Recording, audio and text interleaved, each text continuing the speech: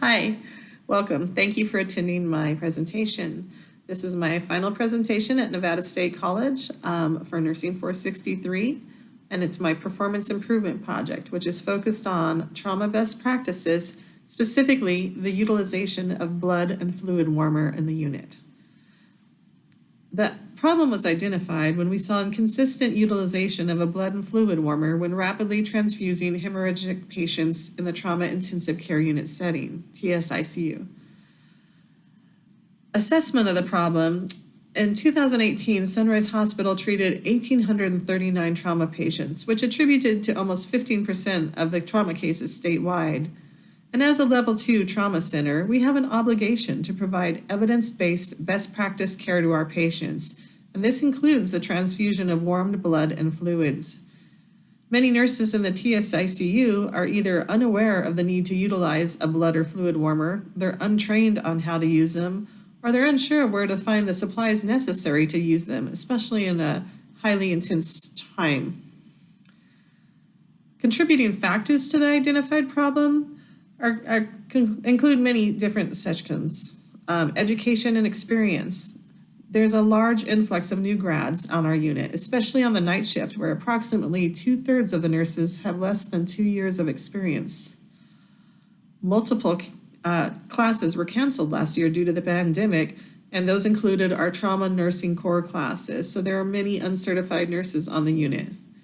And then there is a current lack of ICU educators. Both ICU educator positions at Sunrise Hospital in the adult area are open. Other contributing factors involve supplies. Trauma ICU only has one dedicated Level 1 rapid infuser. And this is frequently borrowed by other areas. And, there's issues with getting it returned ready to be used again. We do not have Level 1 tubing stocked on our unit, which is another issue because we have to go to the emergency room to get tubing.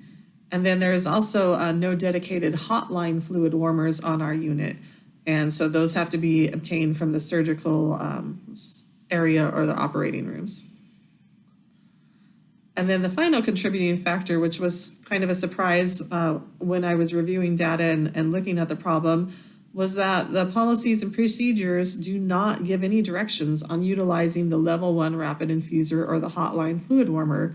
Policies such as our adult massive transfusion protocol, our blood protocol on ordering, obtaining, and administration, our blood protocol on regulated use, maintenance of blood warming equipment, and our burn unit protocol on fluid resuscitation have nothing specified about providing warmed fluids and utilizing a rapid infuser or a hotline fluid warmer.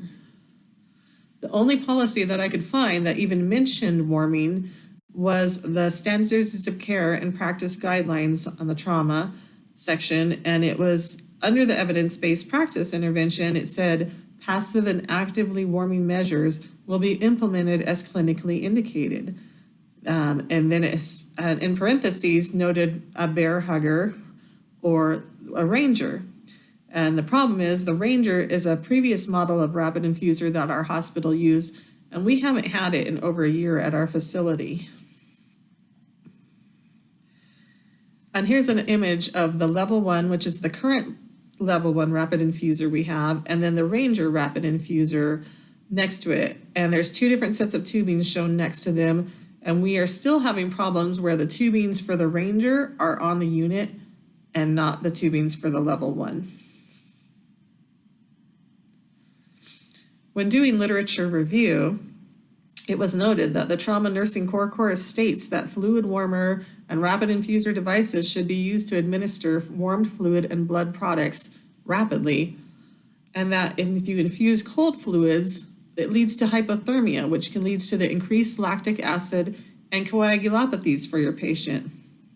And we know that patients presenting with acidosis, hypothermia, and coagulopathy are associated with a significant increase in mortality. That's known as the trauma triad of death. It includes hypothermia, acidosis, and coagulopathy. So it starts with severe blood loss. And when that happens, you have a low body temperature and get hypothermia that decreases your coagulation. Then you have blood clotting problems. So now you're coagulopathic. That increases your lactic acid. Now you're acidotic, and then that decreases your heart performance. And it becomes a vicious cycle. When one section occurs, it exacerbates the others. And we as providers must be aware and aggressively disrupt that cycle to increase patient survivability. So what are our goals? Well, our primary goal is to update the policies and procedures at Sunrise Hospital to reflect the use of evidence-based best practice in regards to infusing warm blood and fluids via the Level 1 Rapid Infuser and or the Hotline Fluid Warmer. And then our secondary goal is to ensure that nurses are educated and have competency with the revised policies and procedures. So interventions for our primary goal are to obtain the policies and procedures from sister hospitals for comparison and propose consistency without having to reinvent the wheel. We're going to meet with our nursing director of trauma services as well as the trauma services educator and determine proposed revisions. Once those have been decided upon, then we will present them to our trauma medical director so that he can review them and also propose any changes. And then those revisions, when completed, will be brought to various committees. You have to start with the policy and procedure coordinator to go before the pharmacy and therapeutics committee, as well as the chief medical officer, members of the executive committee, and the board of trustees. And then once that's in place, we can attempt our secondary goals, which means we meet with the directors of the ER, ICU, and burn unit, as well as the ICU clinical educators. Hopefully their positions have been filled. And we determine the staff educational needs and devise a rollout of education to include hand-on skill sessions.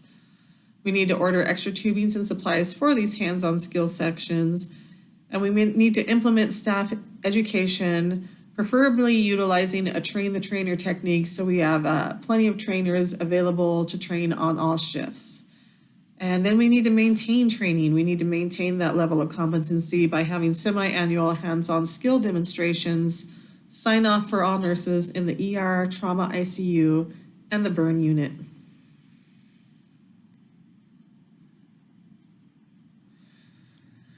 And to evaluate our change plan, the Trauma Services Department will incorporate data collection on all resuscitated patients to review the documentation of the usage of rapid infuser and fluid warmers.